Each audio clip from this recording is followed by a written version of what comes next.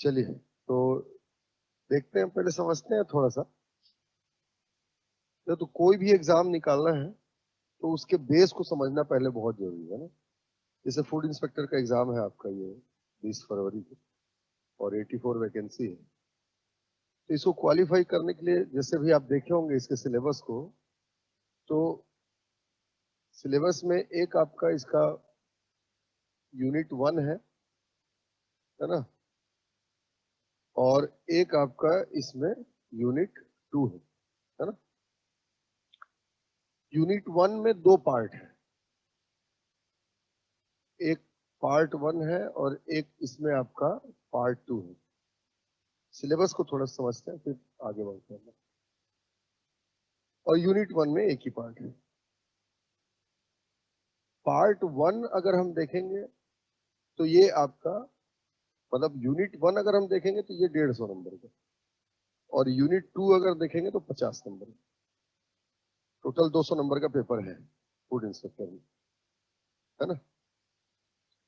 अब यूनिट 1 जो 150 नंबर का है उसमें लगभग 50 नंबर का आपका पार्ट 2 है, और 100 नंबर का आपका पार्ट 1 होगा, 100 मार्क्स। और यूनिट 2 जो है आपका 50 मार्क्स का। इस यूनिट 2 में पूरा आपका एक्ट है ना। ये जो पार्ट 2 है इसमें आपका करंट अफेयर्स है, समसामयिकी घटना है वर्तमान की। और पार्ट 1 जो है आपका, जो 100 मार्क्स का है, ये है आपका जीएस, जनरल स्टडीज, है ना। जीएस में जैसे छत्तीसगढ़ के बारे में पढ़ना है ना, आपका कॉन्स्टिट्यूशन पढ़ना है, ठीक। जैसे आपका हिस्ट्री पढ़ना है, ठीक, ज्योग्राफी है और इकोनॉमिक्स, ऐसे, ठीक। पार्ट 2 में क्या है आपका पूरा करंट अफेयर्स, और यूनिट 2 में आपका एक्ट, है ना। अब देखो 200 में से 100 जीएस है, और 100 में आपका ये 2 मेजर पोर्शन, ठीक। जीएस कमोबेश सबका एक जैसा होता है, मतलब जैसे अगर पहले से कोई तैयारी कर रहा है, जैसे आप लोग अगर पहले पीएससी की तैयारी किए हुए हैं तो जीएस ऑलमोस्ट एक जैसा होगा। अगर एग्जाम में सिलेक्शन लेना है तो फिर आपका ये एक्ट, करंट अफेयर्स भी तो आप लोग साथ में पढ़ते ही रहते हैं, इस एक्ट को यही डिसाइड करेगा आपका कि सिलेक्शन होना है कि नहीं होना, क्योंकि ये एक अलग वर्जन है। अगर अभी जैसे भी आप जीएस वगैरह पढ़ रहे हैं, और इसमें ऐसा नहीं है कि 50% जैसे पीएससी में होता है कि 50% छत्तीसगढ़ का वेटेज है, बाकी अदर सब्जेक्ट का होता है, इसमें ऐसा नहीं है। ऑलमोस्ट अगर आप देखेंगे तो ऑलमोस्ट एक जैसा पूछा है, लगभग छत्तीसगढ़ से 20 क्वेश्चन पूछा है, तो कॉन्स्टिट्यूशन से 15 क्वेश्चन पूछा है, हिस्ट्री से 15 क्वेश्चन पूछा है, समझ रहे हैं, यानी ऑलमोस्ट सिमिलर वेटेज है। तो अगर हम थोड़ा सा स्ट्रेटेजी वाइज चलें कि हमने एक्ट को कंप्लीट कर लिया, ठीक, आने वाले 15-20 दिनों में जीएस में मोटा मोटी अगर पीएससी की आप तैयारी पहले से कर रहे हैं तब तो कोई दिक्कत ही नहीं है, आपके जीएस के साथ ये एक्ट जुड़ जाएगा तो आपकी तैयारी पूरी कंप्लीट हो जाएगी। और इन केस अगर आप पहली बार तैयारी कर रहे हैं, मतलब जो पीएससी की तैयारी नहीं की हुए हैं, डायरेक्ट अगर फूड इंस्पेक्टर ही दे रहे हैं, तो एक्ट डिसाइडिंग फैक्टर है। और उसके साथ में आप करंट अफेयर्स कम से कम, कॉन्स्टिट्यूशन, हिस्ट्री, छत्तीसगढ़, इसको अगर करके रखा जाए तो आराम से निकाला जा सकता है एग्जाम, समझ रहे हैं। लास्ट जो 2017 में जो फूड इंस्पेक्टर हुआ था उसमें अराउंड 146 पॉइंट समथिंग नंबर, यानी 147 के अराउंड आप मानिए 200 में जिसने टॉप किया था, ठीक है। तो लगभग 200 में अगर आप 147 के आसपास जाते हैं तो आप टॉप कर सकते हैं। जो लीस्ट है वो 115-16 तक गया था, मतलब सिलेक्शन के फेयर चांसेस हो जाते हैं अगर आप सही स्ट्रेटेजी के साथ में तैयारी करेंगे तो, है ना। अगर सही स्ट्रेटेजी हम लेकर के चलेंगे तो आराम से सिलेक्शन हो सकता है। अब इसमें करंट को लेकर के बात आती है कि करंट हमको कितना करना चाहिए। तो कभी भी करंट मतलब जिस ईयर का, अब ये पीएससी तो है नहीं कि पीएससी का कैलेंडर बना हुआ है कि फरवरी में होता है तो मार्च से लेकर आप जनवरी 15 जनवरी तक का आप तैयार करें। इसमें आपको जिस कैलेंडर ईयर का मतलब जब तक एग्जाम है और जिस कैलेंडर ईयर का है, मतलब जैसे 2021 से चले, अगर जनवरी 2021 से और 20 फरवरी को है तो लगभग आप 5 फरवरी तक के करंट इवेंट्स को इसमें अपडेट करना पड़ेगा। ठीक, करंट में भी मतलब जैसे इसमें करंट में भी जाते हैं तो करंट के भी बहुत सारे सेक्शन हो गए, लेकिन जो सबसे ज्यादा पूछे जाने वाला सेक्शन है इसमें वो स्पोर्ट्स है। ठीक है, 9 से 10 क्वेश्चन अकेले जो है स्पोर्ट्स से पूछ लेता है। करंट के बहुत सारे सेक्शन होंगे ना। ठीक, तो स्पोर्ट्स, ये स्पोर्ट्स से थोड़ा सा ज्यादा पूछा जाता है इसमें। ठीक है ना, स्पोर्ट्स हो गया, फिर स्कीम्स हो गए गवर्नमेंट के। ठीक, तो अगर करंट में भी वेटेज अगर देखना है तो स्पोर्ट्स का है, स्पोर्ट्स के बाद स्कीम्स का है, स्कीम्स के बाद समिट्स का है। समिट्स मतलब आपका जो सम्मेलन वगैरह जो होते हैं, है ना, इनका। तो ये इस तरीके से अगर हम बांट करके और सही स्ट्रेटेजी के साथ में तैयारी करेंगे तो एग्जाम को निकाला जा सकता है। समझ गए? कुछ पूछना है? कुछ पूछना है बिलासपुर वालों?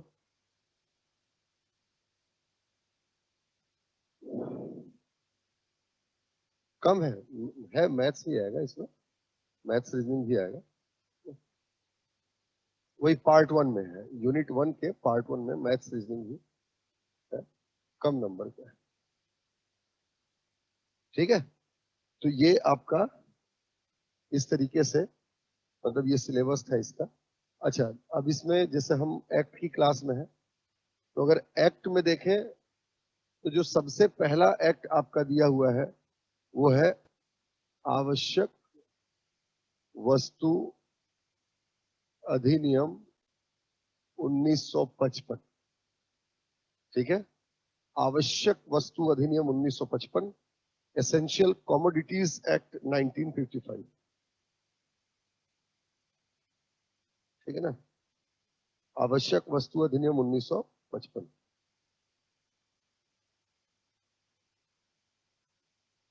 ठीक है, आवश्यक वस्तु अधिनियम 1955 या एसेंशियल कमोडिटीज एक्ट 1955।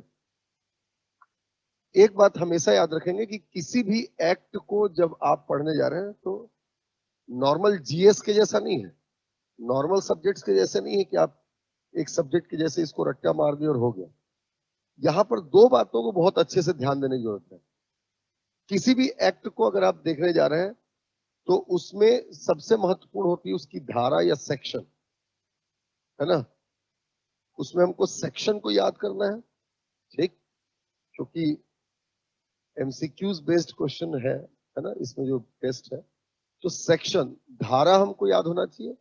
उसके बाद उस धारा के अंदर जो कंटेंट है उसको भी हमको याद करके चाहिए। ठीक है, मतलब जब भी एक्ट अपन पढ़ते हैं तो हमारा ध्यान बिल्कुल क्लियर होना चाहिए, हमारा फोकस जो है कि एक तो हम सेक्शन को याद करेंगे जो इंपॉर्टेंट सेक्शन है, और उस सेक्शन के कंटेंट को भी हमको ध्यान रखना है और एनालिसिस करके, असेसमेंट करके कि वो कहना क्या चाह रहा है आखिर। समझ रहे हैं? तो ये बेसिकली इन दो चीजों पर अगर हम ध्यान दे करके चलेंगे तो सारी चीजें कवर अप हो जाएंगी। ठीक, पढ़ने का तरीका देखें, आवश्यक वस्तु अधिनियम, इसको हम शुरू करेंगे तो सबसे पहले पढ़ने का तरीका हमारा ये रहेगा कि पहले हम इसका इंट्रोडक्शन देखते हैं कि ये एक्ट क्या है, कैसे आया। परिचय के बाद इसमें हम इसका उद्देश्य देखेंगे। ठीक है ना, कि ऑब्जेक्टिव क्या था इस एक्ट को लाए जाने का। उद्देश्य के बाद कुछ महत्वपूर्ण परिभाषाएं देखेंगे जहां से पिछले फूड इंस्पेक्टर के एग्जाम में क्वेश्चन पूछ चुका है। सम इंपॉर्टेंट डेफिनेशंस, परिभाषाओं के बाद फिर प्रमुख प्रावधान। ठीक है, इंपॉर्टेंट प्रोविजंस कि क्या क्या इसके महत्वपूर्ण प्रावधान है। ठीक है ना, कौन कौन सी धाराओं को आपको याद रखना है, महत्वपूर्ण प्रावधान का मतलब। और प्रावधान को याद करने के बाद लास्ट इसमें जो संशोधन हुए हैं इस एक्ट में, जो अमेंडमेंट हुए हैं, आपको पता होगा कि लास्ट अमेंडमेंट जो है आपका 2020 में किया गया था, है ना, आवश्यक वस्तु संशोधन अधिनियम में 2020 में संशोधन किया गया। इसी में एग्रीकल्चर जो 3 बिल थे ना जिनको रद्द किया गया, उसमें से एक ये भी था, ठीक है, आवश्यक वस्तु संशोधन अधिनियम 2020। तो हालांकि उसको वापस ले लिया गया है, लेकिन जो संशोधन हुए वो तो हमको पढ़ना पड़ेगा, क्योंकि वो करंट का भी पार्ट था। भले वो रद्द हो गया, लेकिन हमको थोड़ा सा उसमें देखना पड़ेगा समय समय पर। तो ये हमारे पैरामीटर्स होंगे जिनके बेस पर हम पढ़ेंगे इस एक्ट को। पहले हम इंट्रोडक्शन देखेंगे, फिर इसका ऑब्जेक्टिव देखेंगे कि इस एक्ट को आखिर लाया क्यों गया है, फिर परिभाषाएं देखेंगे, ठीक है, डेफिनेशन, कुछ महत्वपूर्ण परिभाषाएं, फिर प्रमुख प्रावधान, और लास्ट में अमेंडमेंट्स, संशोधन, इसमें जो भी संशोधन हुए। ठीक, चलिए स्टार्ट करते हैं अपन इसके इंट्रोडक्शन से।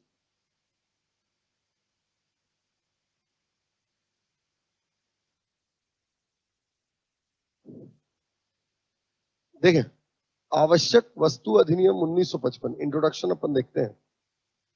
सबसे पहली बात तो याद रखें कि जब हम स्वतंत्र हुए, है ना, स्वतंत्रता के समय, eight the eve of independence, स्वतंत्रता के समय हमने हमारे देश को कल्याणकारी राष्ट्र घोषित किया, है ना,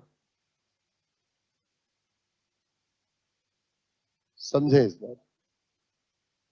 eight the eve of independence India were declared as a welfare state.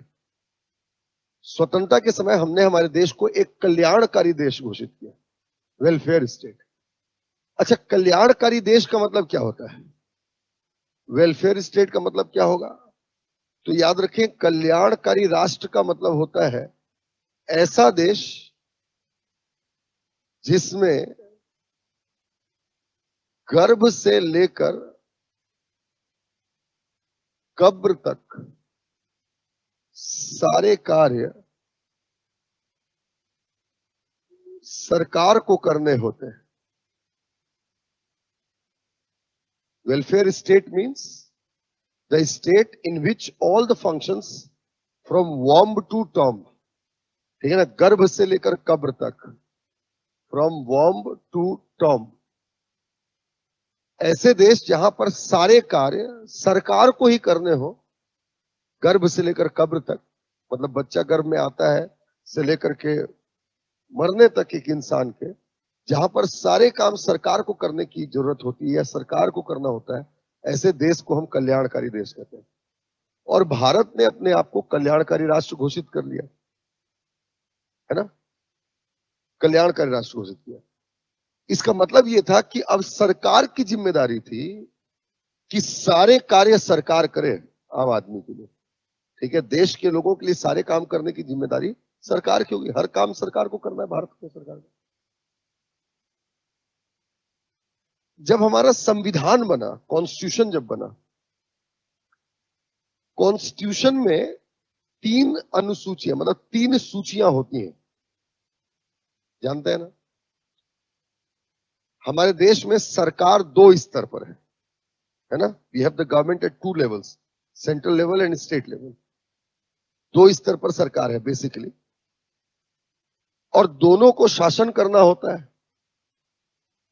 तो दोनों में कोई ओवरलैपिंग ना हो, इसलिए सब्जेक्ट को डिस्ट्रीब्यूट कर दिया गया है, केंद्र में भी और राज्य में भी डिस्ट्रीब्यूट कर दिया गया। जिन सब्जेक्ट्स पर कानून केंद्र की सरकार बनाती है उसे केंद्र सूची के विषय या मैटर ऑफ यूनियन लिस्ट कहते हैं। जिन विषयों पर राज्य की सरकार कानून बनाती है उसे राज्य सूची के विषय या मैटर ऑफ स्टेट लिस्ट कहा जाता है। और जिन पर दोनों बना सकती हैं उसे समवर्ती सूची के विषय या मैटर ऑफ कॉन्करेंट लिस्ट कहा जाता है। तो कहने का मतलब यह कि संविधान में 3 सूचियां हैं, we have the 3 list, union list, state list and concurrent list. केंद्र सूची, राज्य सूची और समवर्ती सूची। केंद्र सूची में जो विषय है उस पर कानून केंद्र की सरकार बनाती है। और जब हम संविधान पढ़े तो हमने आपको बताया भी था कि केंद्र सूची में कितने विषय हैं, 100, ठीक। राज्य सूची में 61, स्टेट लिस्ट में 61, है ना, और समवर्ती सूची में 52 विषय है, 52। तो समवर्ती, देखें, जैसा कि मैंने कहा कि केंद्र सूची में वो विषय है जिस पर कानून केंद्र की सरकार बनाती है, जिसको अकेले केंद्र की सरकार हैंडल कर सकती है वो केंद्र सूची के विषय, जिसको अकेले राज्य सरकार हैंडल कर सकती है वो राज्य सूची के विषय। लेकिन कुछ ऐसे ऐसे विषय होते हैं जिसको ना तो केंद्र सरकार अकेले हैंडल कर सकती है ना राज्य सरकार अकेले हैंडल कर सकती है। बहुत महत्वपूर्ण जो विषय होते हैं जिसको अकेले केंद्र सरकार हैंडल नहीं कर सकती, अकेले राज्य सरकार हैंडल नहीं कर सकती, उन विषयों को समवर्ती सूची में डाल दिया जाता है, कॉन्करेंट लिस्ट, ताकि दोनों हैंडल कर सके। जब हमारा संविधान बन रहा था तो हमारे संविधान निर्माताओं में जो हमारे कॉन्स्टिट्यूशन मेकर्स थे, उन्होंने ये जो शब्द है आवश्यक वस्तु, है ना, एसेंशियल कमोडिटी, आवश्यक वस्तु को संविधान की समवर्ती सूची में शामिल किया। ठीक है, मैटर ऑफ कॉन्करेंट लिस्ट। और जैसा कि मैंने बताया कि आपको यूनियन लिस्ट में 100 सब्जेक्ट्स है, 100 है केंद्र सूची में, राज्य सूची में 61 है और समवर्ती सूची में 52 है। तो 52 यानी 1 2 3 4 5 6 ऐसे लेकर 52 तक के सब्जेक्ट होंगे ना। तो समवर्ती सूची के प्रविष्टि संख्या, एंट्री नंबर या सीरियल नंबर, प्रविष्टि संख्या 33 में आवश्यक वस्तु को रखा गया है। मेरी बात समझ रहे हैं? ठीक। At the entry level 33 the essential commodities subject has been kept in the concurrent list. समवर्ती सूची के प्रविष्टि संख्या 33 में आवश्यक वस्तु को रखा गया। तो यहां से पहले तो एक बात आपको याद रखना है कि अगर आपसे प्रश्न पूछ दे कि आवश्यक वस्तु, एसेंशियल कमोडिटीज किस सूची का विषय है, तो समवर्ती सूची का विषय है। आवश्यक वस्तु पर कानून बनाने की शक्ति किसको प्राप्त होती है, तो केंद्र और राज्य दोनों को प्राप्त होती है। और याद रखें इसका प्रविष्टि संख्या भी पूछ चुका है कि ये प्रविष्टि संख्या ने एंट्री लेवल 1 2 3 से लेकर जब आप 33 पर पहुंचेंगे तो वहां पर आवश्यक वस्तु लिखा हुआ है। ठीक है, तो मैं ये बताना चाह रहा हूं कि पहले तो भारत एक कल्याणकारी देश घोषित हुआ। कल्याणकारी देश घोषित होने के बाद सरकार की जिम्मेदारी थी कि वो सारे काम करे, और हमारे संविधान की प्रविष्टि सूची मतलब 33 में समवर्ती सूची में आवश्यक वस्तु को रख दिया गया। और सरकार की जिम्मेदारी है कि वो क्या करे, आपका सारे काम करे, और आवश्यक वस्तु आपका संविधान में है। इसका मतलब आवश्यक वस्तु को पहुंचाना भी, या आवश्यक वस्तु की आपूर्ति जो सप्लाई है ना, हर जनता को आवश्यक वस्तु मिल सके, ये भी तय करना किसकी जिम्मेदारी है, सरकार की, और दोनों ही सरकार की जिम्मेदारी है। ठीक है ना। इस प्रकार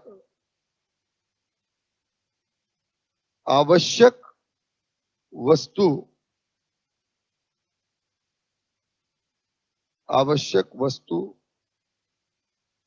की जनता के लिए आपूर्ति सुनिश्चित करना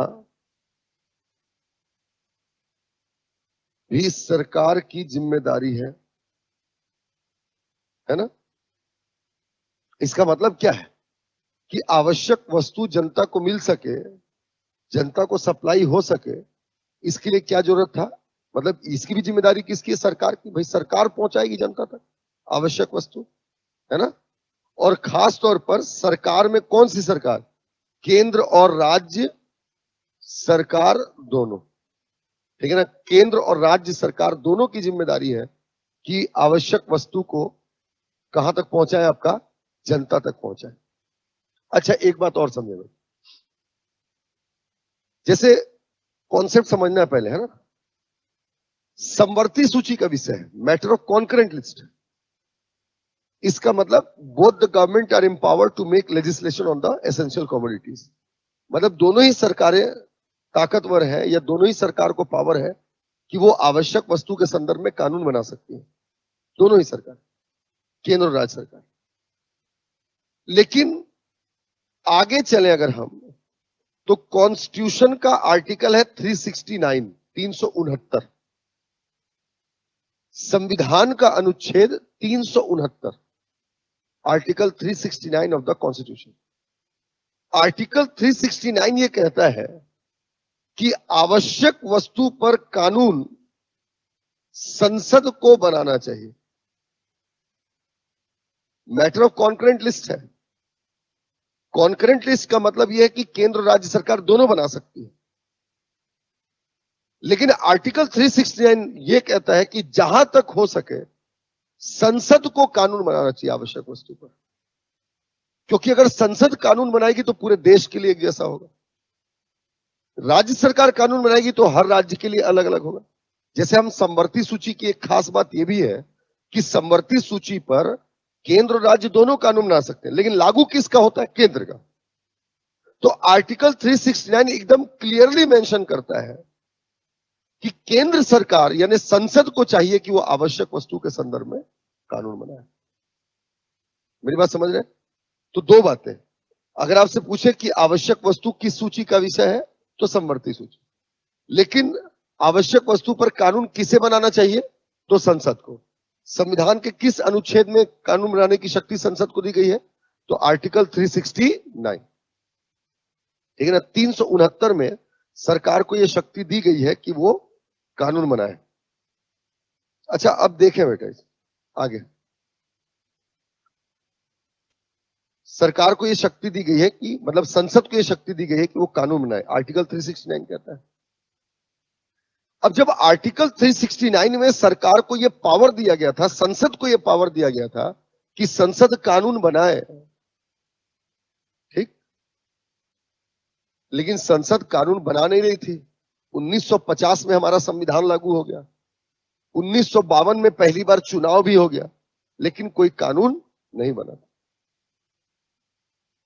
समस्या तब आई हमारे देश में जब 1955 में हमारे देश में अकाल पड़ गया।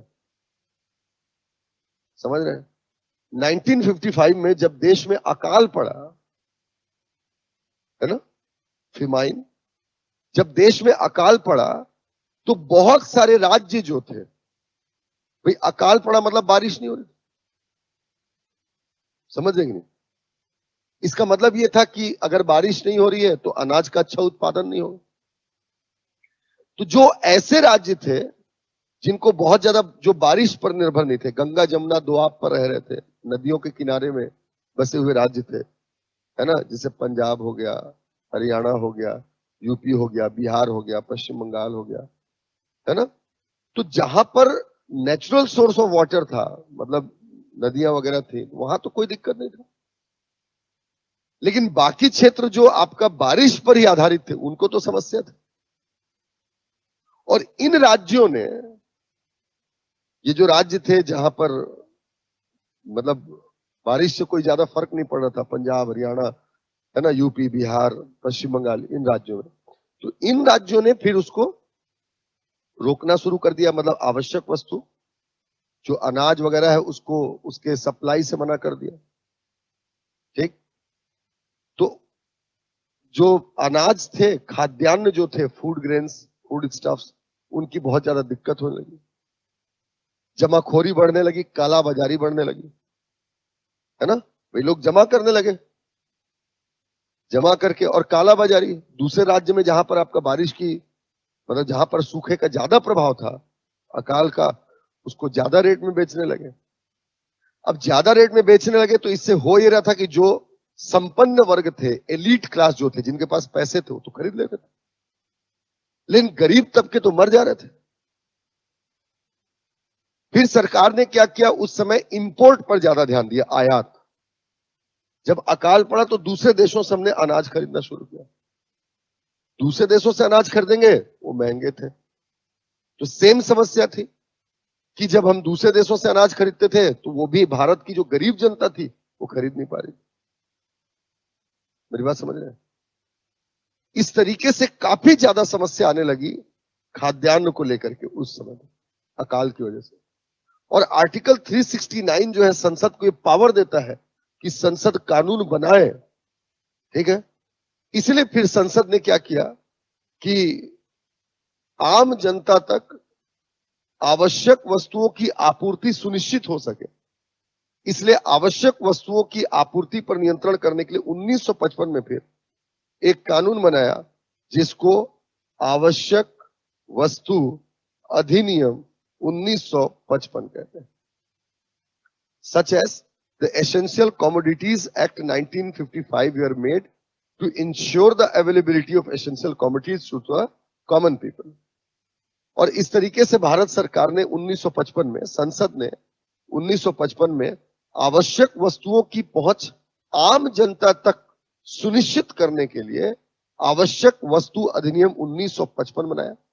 ठीक, आवश्यक वस्तु अधिनियम 1955 बनाया। ठीक, याद रखें, इसे 1 अप्रैल 1955 को राष्ट्रपति की स्वीकृति मिली। ठीक है, it got the ascent of the president और 1 अप्रैल 1955, 1 अप्रैल 1955 को इस अधिनियम को राष्ट्रपति की स्वीकृति मिली और इसी तारीख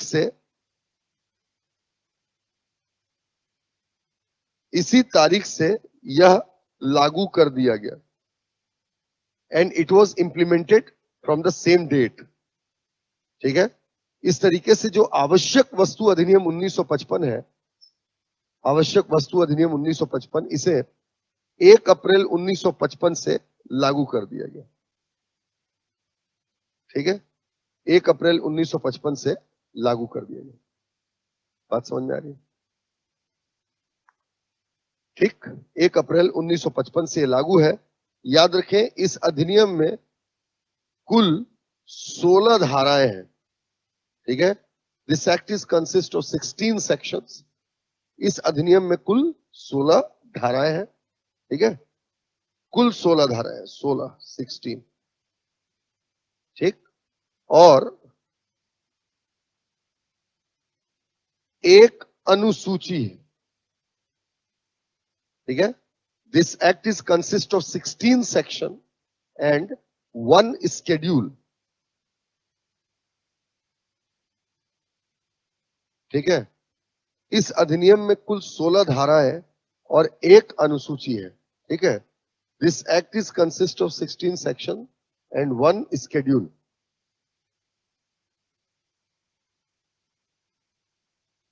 ठीक है, इस अधिनियम में कुल 16 धाराएं हैं और एक अनुसूची है।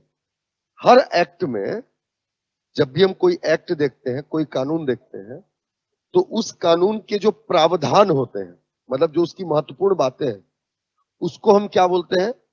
सेक्शन बोलते हैं। मतलब 16 प्रमुख प्रावधान है इसमें, 16 सेक्शन है।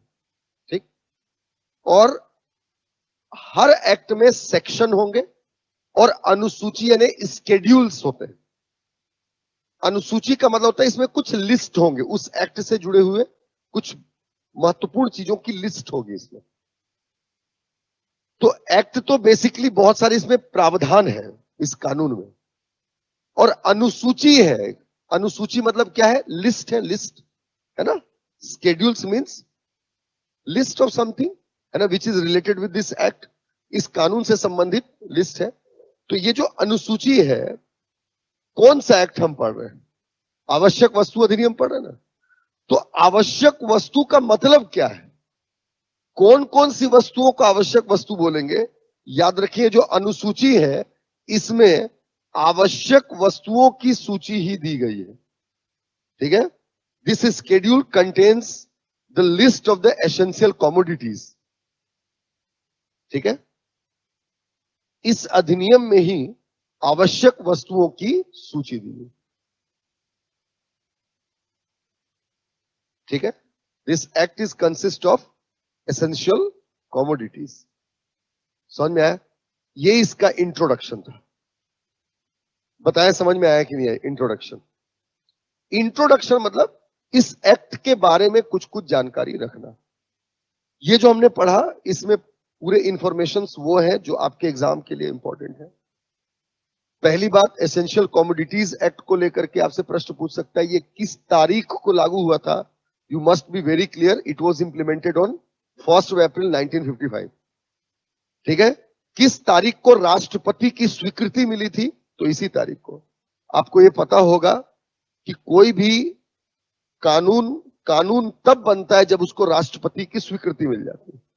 ठीक है, तो जिस तारीख को राष्ट्रपति की स्वीकृति मिली उस तारीख को एक कानून बना और उसी तारीख से लागू है। आवश्यक वस्तु की सूची किसमें दी गई है? आवश्यक वस्तु की सूची किसमें है? अनुसूची में है। इस अधिनियम की अनुसूची में है। ठीक है, where the list of the essential commodities are provided, the schedule of this act. याद रखेंगे, there is no any section which deals with the list of the essential commodities, the schedule deals with the essential commodities. याद रखेंगे इस चीज को कि सूची किसमें है? अनुसूची में। समझ रहे हैं? इस अनुसूची में आपका सूची दी गई है। इसमें कितनी धाराएं हैं एक्ट में? 16 धाराएं हैं इस एक्ट में। ठीक, आवश्यक वस्तु पर कानून बनाने की शक्ति या संसद को कानून बनाना चाहिए, किसमें उल्लेखित है? संविधान के अनुच्छेद 369 में, आर्टिकल 369 में। समझ में आ रहा है? और वैसे आवश्यक वस्तु किस सूची का विषय है? समवर्ती सूची। एंट्री लेवल क्या है उसका? 30। ठीक है, और इस तरीके से आपका ये आवश्यक वस्तु अधिनियम 1955 जो है वो लागू कर दिया गया।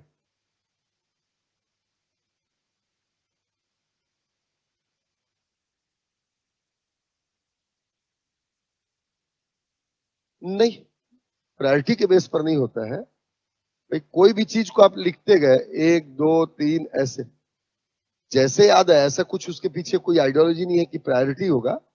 कोई भी लिस्ट में कोई भी सब्जेक्ट है तो उस पर कानून बनाना है, वो प्रायोरिटीज नहीं होती। जैसे कोई चीज याद आया ना तो उसमें सूची बना दिया। जैसे आपको राशन लेने जा रहे हो, है ना, चावल लिखे, गेहूं लिखे, ठीक, शक्कर लिख दिए, दाल भुला गए, ठीक है, दाल को फिर चौथे नंबर पर लिखे, तो इसका मतलब थोड़ी है कि दाल खाना प्रायोरिटी नहीं है। ठीक है, तो ये इस तरीके से, तो ये परिचय था, है ना। अच्छा देखें, उद्देश्य क्यों लाया गया है इसको, तो कुछ नहीं बेटा, देखो 3 शब्द 4 शब्द देखो। Number 1 distribution, number 2 supply, number 3 production, और नंबर 4 ट्रेड एंड कॉमर्स। ये याद हो जाना चाहिए बेटा, ट्रेड एंड कॉमर्स। डिस्ट्रीब्यूशन वितरण, सप्लाई प्रदाय आपूर्ति, ठीक है, प्रोडक्शन उत्पादन, और ट्रेड एंड कॉमर्स वाणिज्य एवं व्यापार। ठीक, आवश्यक वस्तु के वितरण, प्रदाय, उत्पादन, व्यापार एवं वाणिज्य पर नियंत्रण स्थापित करना।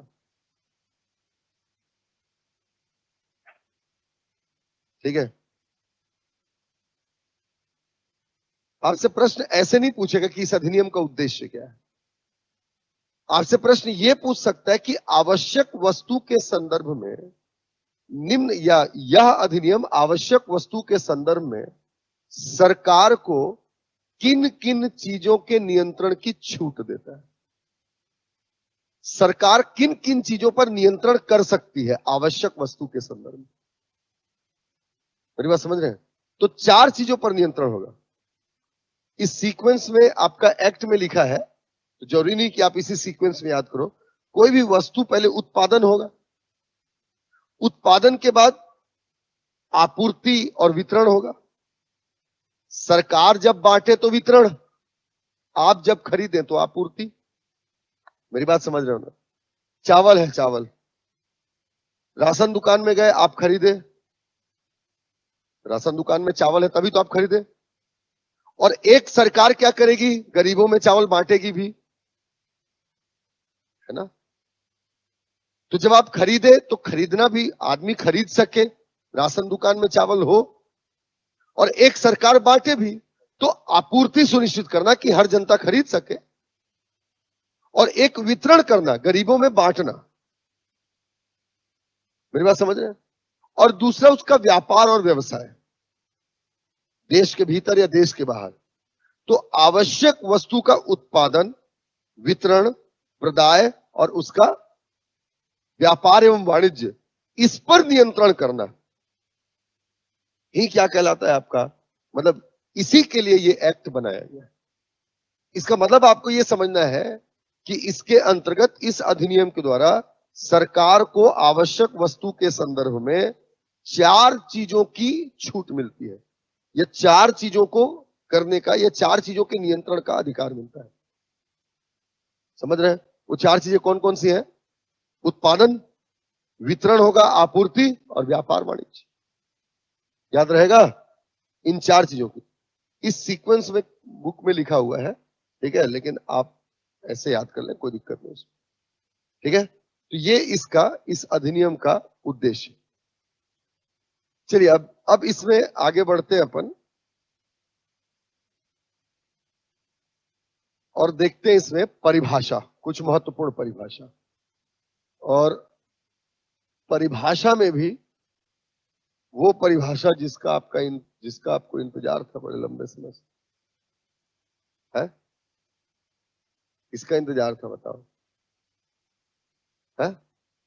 जब से आवश्यक वस्तु सुन रहे हैं और अभी तक तो आवश्यक वस्तु तक पहुंचे ही नहीं, है? तो ये सब परिभाषाएं आपको देखने मिलेंगी, ठीक? ध्यान से सुने। कुछ महत्वपूर्ण परिभाषा है जहां से प्रश्न पूछा जा चुका है या पूछा जाता है। जैसे हमेशा याद रखें आप कि जो परिभाषा होगी, कभी भी परिभाषा किसी भी एक्ट के धारा 2 में परिभाषा होती है। कोई भी एक्ट होगा उसके सेक्शन 2 में ही डेफिनेशन होता है। डेफिनेशन कहने का मतलब इस एक्ट में जितनी भी टर्मिनोलॉजीज यूज की जाएंगी उसका मतलब आपको क्या समझना है, वो यहां पर बताया जाता है सेक्शन 2 में। जैसे यहां पर बढ़ते हैं, जैसे अभी मैंने आपको बताया कि इस एक्ट में कुल कितनी धाराएं हैं, टोटल 16 धाराएं ना, जिसमें से ऐसे 1, है ना, 2, 3 ऐसे चलेगा ना 16 तक। तो हमेशा धारा 2 जो होगा उसमें परिभाषा होगी हमेशा। और किन सब चीजों की परिभाषा होगी, आगे के सेक्शन में जो टर्मिनोलॉजीज यूज की गई है उसको यहां डिफाइन किया जाता है। समझ रहे हो? उसी को डिफाइन किया था ताकि आप समझ पाए, ठीक है। और सेक्शन 1 क्या होता है? हमेशा किसी भी एक्ट का सेक्शन 1 क्या होगा? प्रारंभिकी होता है, इनिशियल। प्रारंभिकी मतलब इसमें बताया जाता है कि इस एक्ट का प्रारंभ कब से हुआ। तो मैंने आपको शुरू में ही बताया कि इस एक्ट का प्रारंभ कब से हुआ है, 1 अप्रैल 1955 से। कुल कितनी धाराएं इसमें? 16 धाराएं। और याद रखिए संपूर्ण भारत में लागू है ये एक्ट, जो है जम्मू कश्मीर में भी लागू है। समझ रहे? संपूर्ण भारत में लागू है ये एक्ट, जो है संपूर्ण भारत में लागू है। ये सेक्शन 1 बताता है कि ये एक्ट जो है संपूर्ण भारत में लागू है। जब ये कानून बना था तब वो जम्मू कश्मीर में लागू नहीं था, लेकिन अब ये पूरे जम्मू कश्मीर में भी लागू है।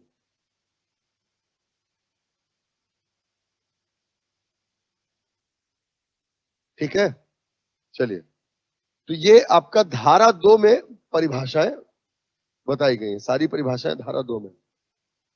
इसमें 2 प्रमुख परिभाषाएं ध्यान देनी है हमको। एक आपका 2 क, ठीक है, सेक्शन 2 ए, है ना, इंग्लिश में ए। एक आपका सेक्शन दो अंग या आपका 2D 2A 2D ऐसा। हिंदी में क लिख लेना, अंग्रेजी में लिख देता हूं 2D 2A और 2E, दो सेक्शन। ठीक है, सेक्शन 2A और 2E। ठीक है, और एक देखना है हमको आगे चल करके सेक्शन 2(1), आगे देखेंगे इसी में। ठीक है, तो बेसिकली 2A 2E और 2(1). सेक्शन 2A में कलेक्टर शब्द की परिभाषा बताई गई है। ठीक है, कलेक्टर। 2E में चीनी, शुगर की परिभाषा बताइए। ये पूछ चुका है चीनी को। ठीक है, 2E चीनी की परिभाषा बताइए। और 2(1) में आवश्यक वस्तु के बारे में बताया गया। समझ रहे हैं, आवश्यक वस्तु की सूची, ऐसा। आगे आते हैं उसमें पर। तो ये तीन चीजें समझे, बहुत इंपॉर्टेंट है। 2A कलेक्टर, 2E चीनी और 2(1) आपका आवश्यक वस्तु। ठीक है, ये परिभाषित किया गया है। अच्छा देखें बेटे, आगे हम पढ़ेंगे इसमें, लेकिन उसके पहले एक बात नोट करके आप यहीं पर ध्यान रखें, तब आपको अगली परिभाषा जो है समझ में आएगी। याद रखें कि आवश्यक वस्तु के संदर्भ में, है ना, आवश्यक वस्तु के संदर्भ में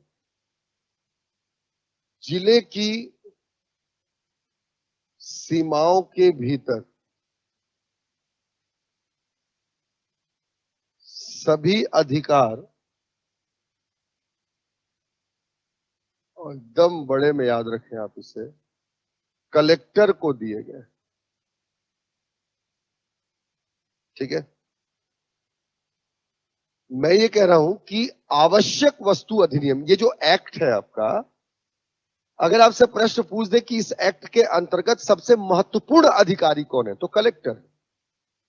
या इस एक्ट के अंतर्गत अधिकार किस अधिकारी को दिए गए, कोई भी कार्य करने का अधिकार किस अधिकारी को दिए गए, तो कलेक्टर है। कलेक्टर एक जिले का होता है, तो उसकी जिले की सीमाओं के भीतर सारे निर्णय लेने, सारे काम को करने का अधिकार कलेक्टर को दिया गया, उस जिले की सीमाओं के भीतर। समझ रहे हैं, समझ में आया? मतलब अगर कुछ भी पूछे ऑप्शन में किसी भी अधिकारी को लेकर के, तो एक ही अधिकारी आएगा, कलेक्टर। सारे अधिकार कलेक्टर को दिए गए, और उसका जुडिक्शन क्या होगा, उसका अपना जिला, जिस जिले का वो कलेक्टर है वहां। लेकिन अब कलेक्टर का मतलब क्या है यहां पर, यह परिभाषित किया गया 2A में। तो अब आपको इसकी महत्ता समझ में आएगी कि आखिर क्यों हमको कलेक्टर की परिभाषा पढ़नी चाहिए, और जो आप सोच रहे हो केवल वही नहीं है कलेक्टर का मतलब। ठीक है, और यही कारण है कि कलेक्टर को परिभाषित किया गया है।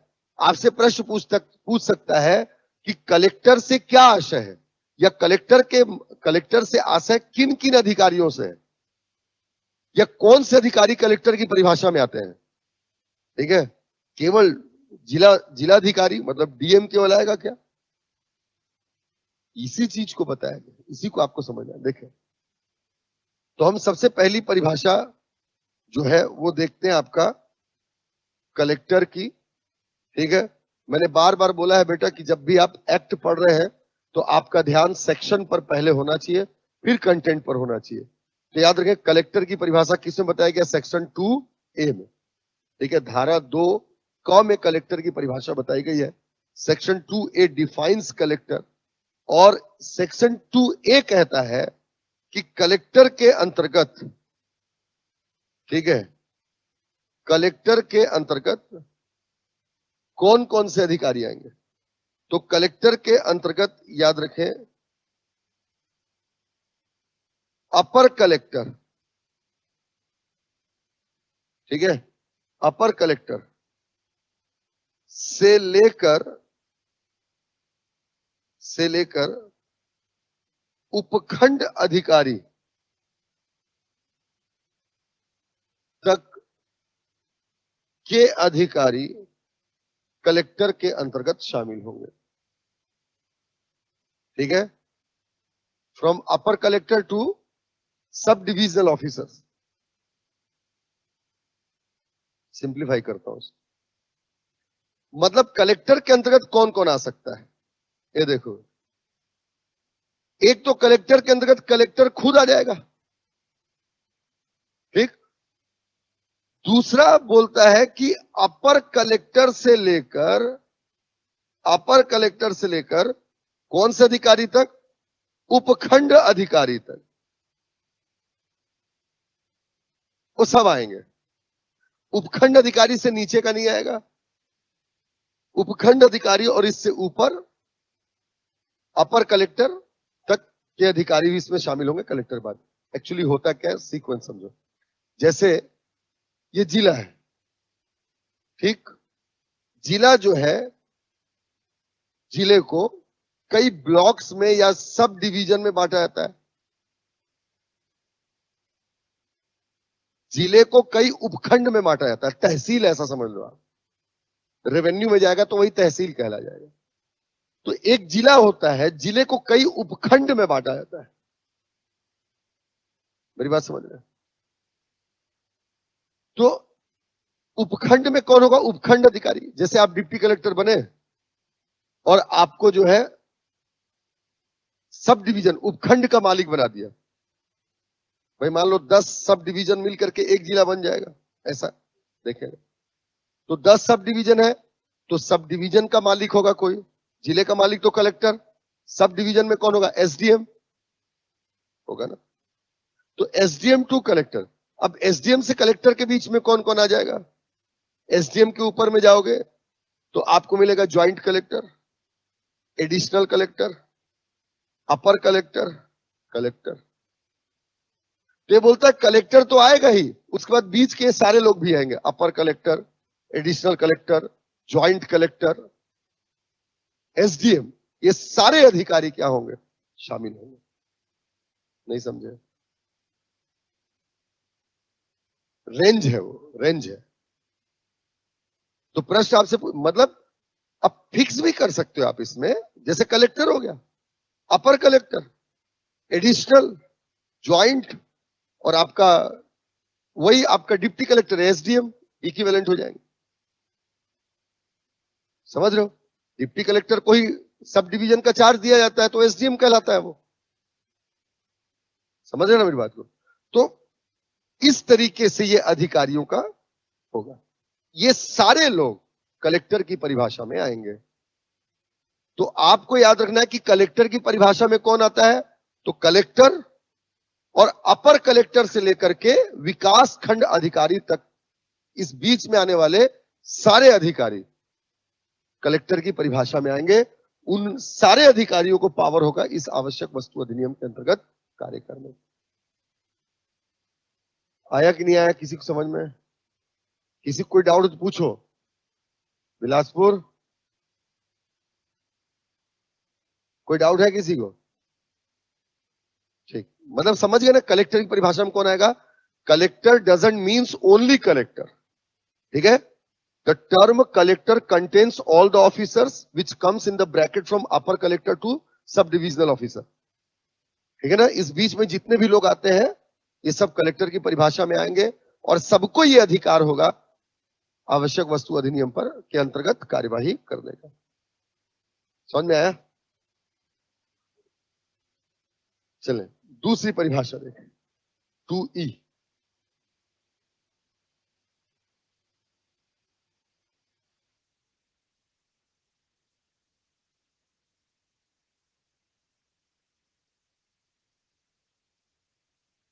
दूसरी परिभाषा देखें, 2E। परिभाषा किसकी? चीनी की ना।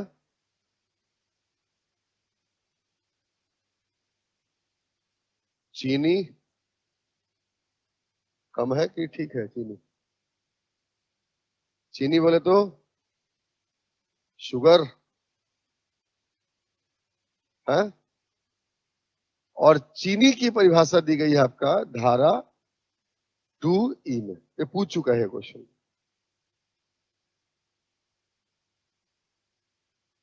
ठीक, तो क्या कहता है धारा 2E कि चीनी के अंतर्गत कौन कौन आएंगे? ठीक है ना। तो पहली बात कहता है कि वे सभी पदार्थ, ऑल दोज कॉमोडिटीज, वे सभी पदार्थ जिनमें सुक्रोज 90% से ज्यादा हो। ठीक है, वे सभी पदार्थ जिसमें सुक्रोज जो है आपका मोर देन 90% है, will be treated as sugar. चीनी क्या है? तो according to section 2E, every commodities in which sucrose is more than 90%, ये परसेंट को याद रखना है।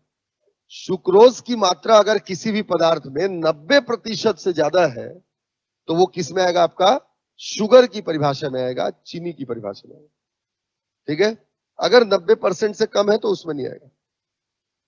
ठीक है, इसके साथ साथ 90% ज्यादा हो एवं मिश्री, मिश्री खाए हो?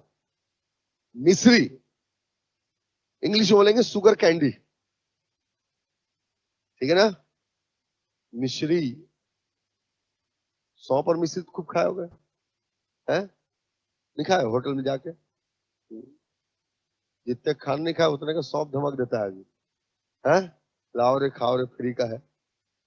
तो वे सभी पदार्थ जिसमें सुक्रोज 90% से ज्यादा हो, मिश्री, ये सब किस में आएंगे? आपका चीनी की परिभाषा में आएंगे। ठीक है ना। दूसरा दूसरा खंड सारी चीनी, खंड सारी चीनी, अरे वो लाई के साथ अपन नहीं, बताशा, हाँ, खंड सारी चीनी उसी को बोलते हैं। ठीक है ना, यहां बतासा लिखा हुआ नहीं मिलेगा लेकिन। ठीक है, खंड सारी चीनी।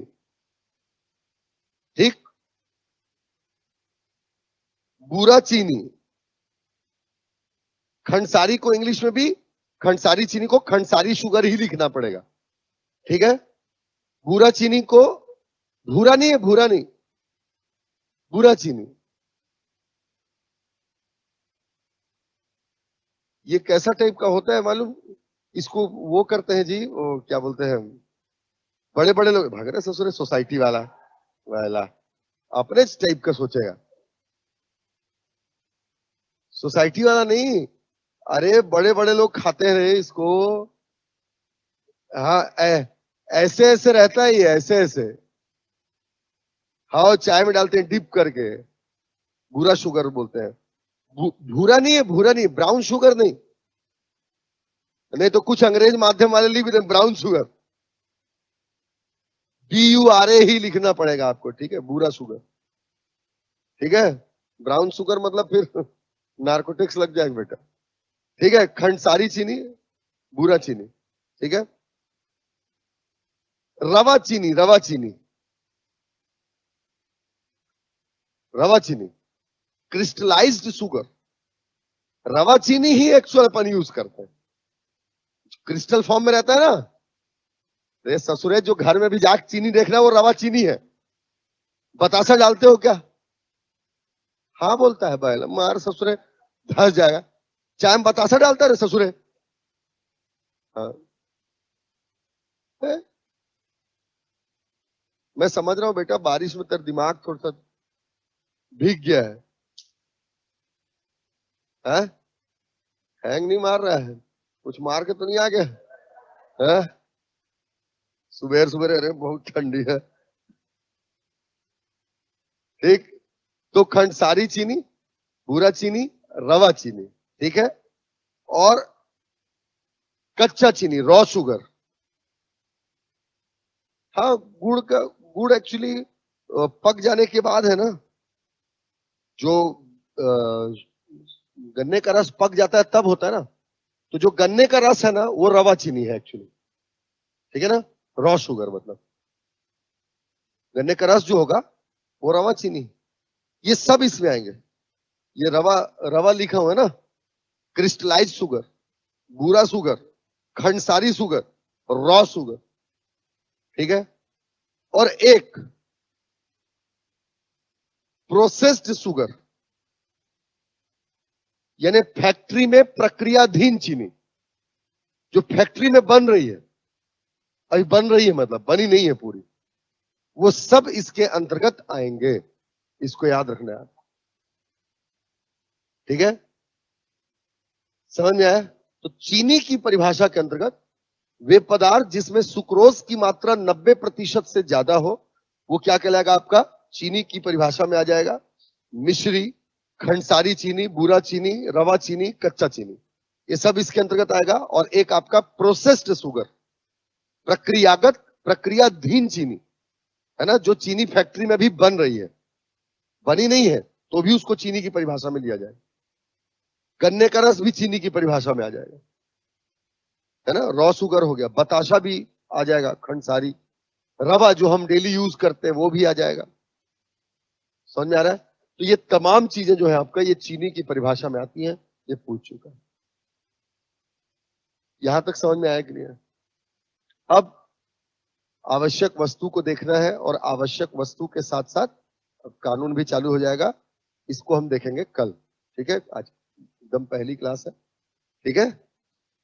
कल से अपने समय पर शुरू हो जाएगा क्लास जो है, कल बारिश वारिश उसकी वजह से थोड़ा सा डिले हुआ, है ना।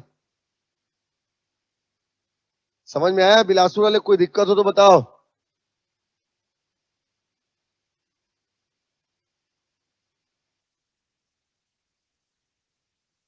कलेक्टर हो गया, अपर कलेक्टर हो गया, एडिशनल कलेक्टर हो गया, ज्वाइंट कलेक्टर हो गया, ज्वाइंट कलेक्टर नीचे डिप्टी कलेक्टर या एसडीओ, ये सब आ जाएंगे। और उसके इक्विवेलेंट जो ऑफिसर होंगे वो भी आएंगे, है ना। तो आया अच्छे समझ में, ठीक। चलो कल बिलासपुर से लेंगे क्लास।